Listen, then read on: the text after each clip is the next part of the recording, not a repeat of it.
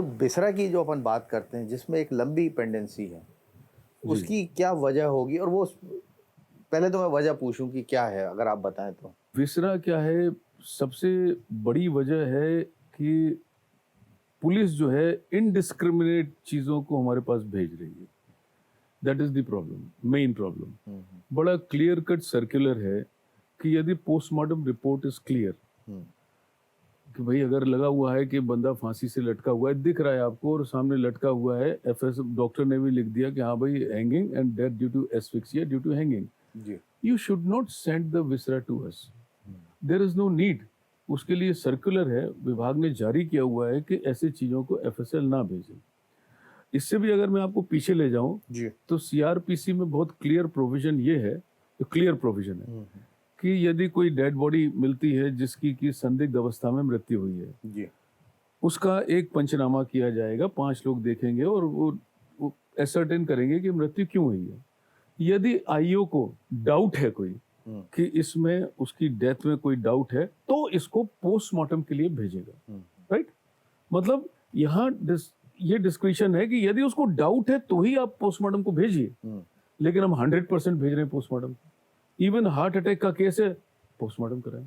हाँ, उसकी case history और मेडिकल हिस्ट्री क्लियर है, मेडिकल हिस्ट्री है, सब कुछ है। क्लियर है, but then you send for it to postmortem. जी। अब पोस्टमार्टम ने भी बोल दिया कि भाई कार्डियक उससे मरा है। However viscera have been present for analysis. Why? तो इस तरह के जो केसेस हमको आप भेज रहे हो, इसकी वजह से the monthly incoming is more than 1500 per month, more than 1500।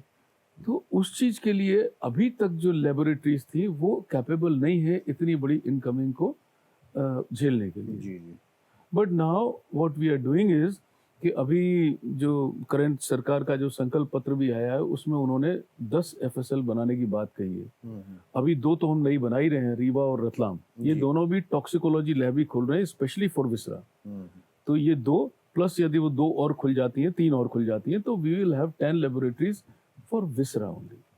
तो मुझे लगता है समय जरूर लगेगा विसरा। तीसरी बात, हमने बहुत क्लियर कट ऑर्डर कर दिया है लेबोरेटरीज में कि ऐसे समस्त प्रकरण जिसमें एफएसएल की वो पोस्टमार्टम रिपोर्ट क्लियर है उसको डोंट रिसीव इट। तो we are returning them back.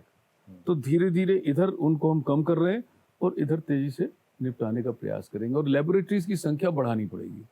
हम लोग कोशिश कर रहे हैं कि हर रेंज में, मतलब जो भी रेंज हेडक्वार्टर है वहां पर एक टॉक्सिकोलॉजी का लैब खुले ताकि विसरा के केसेस को डील कर सके। तो सर मोटी मोटी बात ये समझ में आ रही है कि अननेसेसरी लोगों ने पेपर वर्क करने के लिए, अपनी रिस्पॉन्सिबिलिटी से मुंह मोड़ने के लिए उन्होंने अपनी जिम्मेदारी आगे आपको ट्रांसफर कर देते हैं कि साहब आप जानो, और उनकी रिपोर्ट आई, हमें कुछ नहीं मालूम, हमें कुछ नहीं। अब उसकी वजह से जो होता होगा कि जो जेन्युइन केस हैं, चाहे वो ड्रग्स के हों, चाहे वो अल्कोहल के हों, चाहे स्टैबिंग के हो या कुछ और होते होंगे, वो सब डिस्टर्ब होते होंगे।